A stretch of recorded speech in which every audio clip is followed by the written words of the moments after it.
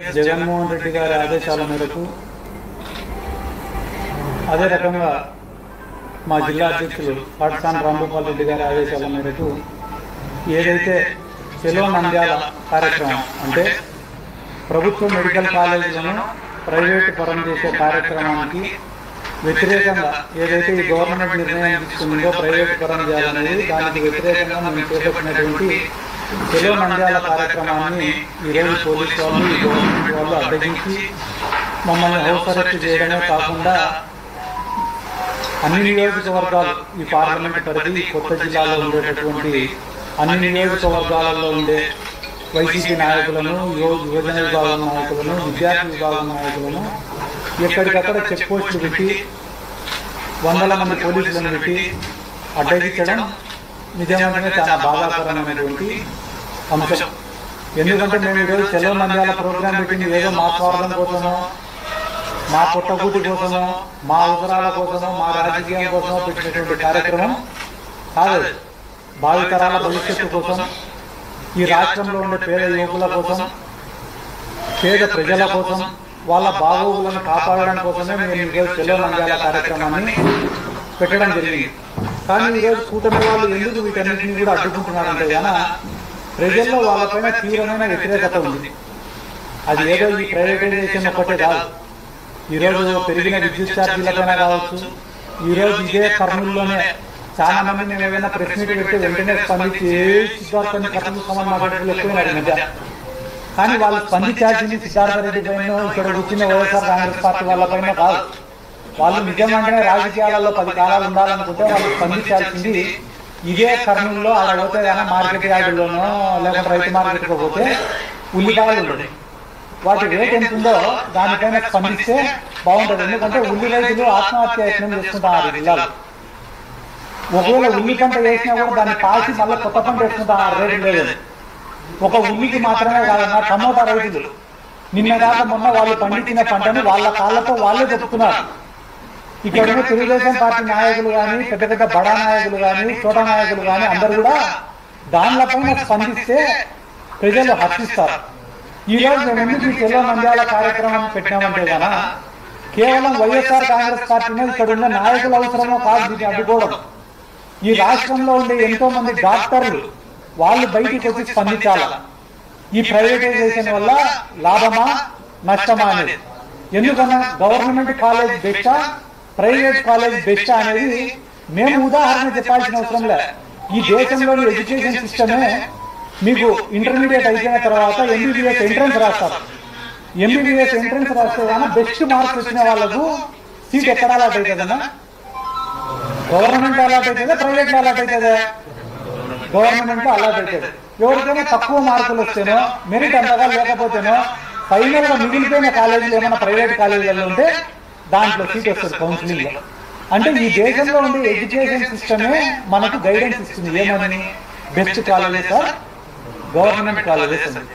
అటువంటి government colleges ని నిర్వీర్యం చేసి ప్రైవేట్ పరం చేయాలని అనుకోవడం ఎంతవరకు న్యాయం? లేదు, మేము ది బెస్ట్ ఇన్ఫ్రాస్ట్రక్చర్ చేయాలనుకుంటున్నాం, అందుకనే ప్రైవేట్ పరం చేయాలని అనుకుంటున్నాం అంటున్నారు కొంతమంది. అంటే వీళ్ళు చెప్పే మాట ఏంటి? ఈ రాష్ట్రంలో కాలేజీలను డెవలప్ చేయాలన్నా, హాస్పిటల్లను డెవలప్ చేయాలన్నా అది ప్రైవేట్ వాళ్ళతో అవుతుంది తప్ప మా గవర్నమెంట్ చేతుల్లో ఏం లేదని చెప్పి చేతులు ఎత్తేసినారా? మా గవర్నమెంట్ కాడ రూపాయి డబ్బు లేదు, మేము ఏమీ చేయలేమని చెప్పి మీరు చేతులు ఎత్తేసింటే ఆ మాట ఒప్పుకొని ప్రైవేట్ వాళ్లకు ఇవ్వండి, మాకు కూడా సంతోషమే.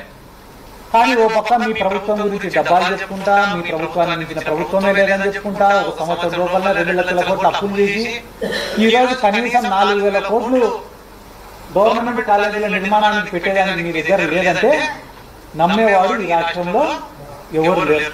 ఎందుకంటే ఇక్కడనే మన కర్నూలు జిల్లాలో కర్నూలు మెడికల్ కాలేజ్ ఉంది. మా తల్లి కూడా అదే కర్నూలు మెడికల్ కాలేజీలో చదివింది. ఫ్రీ సీట్, కొనుక్కునే సీట్ కాదు, ఫ్రీ సీట్. మా తల్లి ఇదే కర్నూలు మెడికల్ కాలేజ్లో. ఈ కర్నూలు మెడికల్ కాలేజ్కి ఒక చరిత్ర. ఏంటి చరిత్ర అంటే పక్క ఉన్న మహబూబ్ నగర్ జిల్లాలో కానీ, అంటే తెలంగాణ ఈ పక్కన ఉన్న కర్ణాటకలో కానీ, లేకుంటే ఆ పక్కన అనంతపురం జిల్లాలో కానీ ఎక్కడ పేదవాళ్ళు ఉన్నా కూడా సకాలంలో వైద్యం ఎక్కడ చేయించుకోవాలనే ఒక ఆలోచన వాళ్ళ మైండ్కి వస్తే వాళ్ళకి ఫస్ట్ గుర్తొచ్చేది కర్నూలు మెడికల్ కాలేజ్. అటువంటి గొప్ప హిస్టరీ ఉన్న కాలేజీలు మనం గుర్తు పెట్టుకోవాలి. కాబట్టి వీళ్ళందరూ ఇప్పుడు వ్యాపారం చేయాలి, ఏనా వ్యాపారం చేసి డబ్బు సంపాదించుకోవాలి. మా సుధీర్ అన్న చెప్పినాడు ఏమన్నా 22 మెడికల్ కాలేజీలు ఆ రోజు పర్మిషన్ ఇచ్చినాడు చంద్రబాబు నాయుడు. ఆ 22 మెడికల్ కాలేజీలు కూడా ప్రైవేట్ ఎవరికి ఇచ్చినాడన్నా? వాళ్ళ బంధువులకు, వాళ్ళ అనుచరులకు, వాళ్ళ నాయకులకు, వాళ్ళకి ఇచ్చినాడు, వేరే వాళ్ళకి ఎవరికి. అదే రకంగా రేపు కూడా ఒక 4 టెండర్లకు ఇచ్చినాడు కదా నిన్న. అవి కూడా ఎవరికి ఇస్తాడు తెలుసా? ఆయన ఎంత బ్యాగులు మోసేసేవాళ్ళకు, చెప్పులు మోసేసేవాళ్ళకు, ఆయన జెండా మోసేసేవాళ్ళకు, వాళ్ళకు మాత్రమే ఇస్తాడు తప్ప ఈ రాష్ట్ర ప్రజలకు దీనివల్ల ఈ పబ్లిక్ ప్రైవేట్ పార్ట్నర్షిప్ వల్ల ఎటువంటి ఉపయోగం కూడా లేదు. ప్రైవేట్ కంపెనీ వాడు ఎవరైనా వచ్చి దీంట్లో పెట్టుబడి పెట్టినాడంటే వాడి స్వార్థం లేకుండా ఎవరైనా ₹1 పెట్టాడా? ₹1 స్వార్థం లేకుండా తిరిగి ఏం రాదని తెలిస్తే వాడు ₹1 పెట్టాడా? అంటే వాడి లాభం వాడు ఆశించుకొని దీంట్లో పెట్టుబడి పెడుతున్నారనే విషయం కూడా మనం అందరం గమనించాల్సినట్టుగా అవసరం. ఎందుకంటే బడా బడా వ్యాపారవేత్తలు ఎవరైనా వచ్చి డబ్బు పెట్టాలనుకుంటే CSR అని ఒకటి ఉంటుంది, ఇది కార్పొరేట్ సోషల్ రెస్పాన్సిబిలిటీ అని. దాని కింద వచ్చి ఒక 50 కోట్లు 100 కోట్లు దానమో ధర్మమో చేసి ఆ మెడికల్ కాలేజ్ పూర్తి చేసి మా పేరు పెట్టండి సార్ అని అడిగేటప్పుడు కొంతమంది ఉంటారు. అట్లా ఏమన్నా పెట్టేదానికోసం నాకు కూడా సంతోషమే. కాబట్టి తప్పుడు ప్రచారాలు చేయడం మానుకొని, ఇంకా నిన్ననే కొంతమంది మాట్లాడడానికి చూసిన ఏం రా అంటే ఈ జగన్మోహన్ రెడ్డి గారు పెట్టిన ఈ గవర్నమెంట్ కాలేజీలలో కూడా కేవలం 42% కన్వీనర్ కోట, మిగతా అన్ని సీట్లు కూడా అమ్ముకుంటున్నారని చెప్పి మాట్లాడుతున్నారు. ఒకవేళ మిగతావన్నీ B కేటగిరీ C కేటగిరీ అయినా కూడా వాళ్ళు డబ్బులు కట్టినా కూడా ఆ డబ్బులు వచ్చేది ఎవరు సార్? గవర్నమెంట్కి వస్తాయి. ఒకవేళ పబ్లిక్ ప్రైవేట్ పార్ట్నర్షిప్ లో ఒకవేళ కానీ వాళ్ళు సీట్లు అమ్ముకుంటే డబ్బులు ఎవరికి పోతాయి సార్? ప్రైవేట్ వాళ్ళకి పోతాయి. అంత చిన్న లాజిక్ మర్చిపోయి ఎందుకు సార్ చారుస్తున్నారు? ఈ రోజు రాష్ట్రంలో 42% అంటే కానీ 150 సీట్లు ఒక్కొక్క మెడికల్ కాలేజీ మీద వేస్తున్నా కూడా అదనంగా దగ్గర 600 నుంచి 700 సీట్లు కన్వీనర్ కోటాలో సృష్టించింది కూడా వైఎస్ జగన్మోహన్ రెడ్డి గారు. ఒకటే మాట గుర్తు పెట్టుకోండి, పూర్తి కాలే అని మాట్లాడుతున్నారు కదా తెలుగుదేశం పార్టీ వాళ్ళ నాయకులు.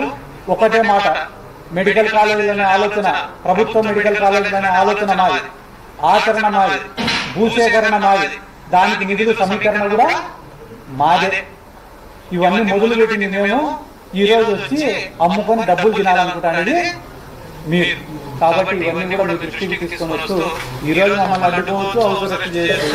ఈ రోజుతో ఈ ఉద్యమం అయితే ఆగిపోదు కదా. ఈ రోజు ఒక్క పిలుపుకే దాదాపుగా 1000-2000 మంది స్వచ్ఛందంగా విద్యార్థులు గది వచ్చినారు.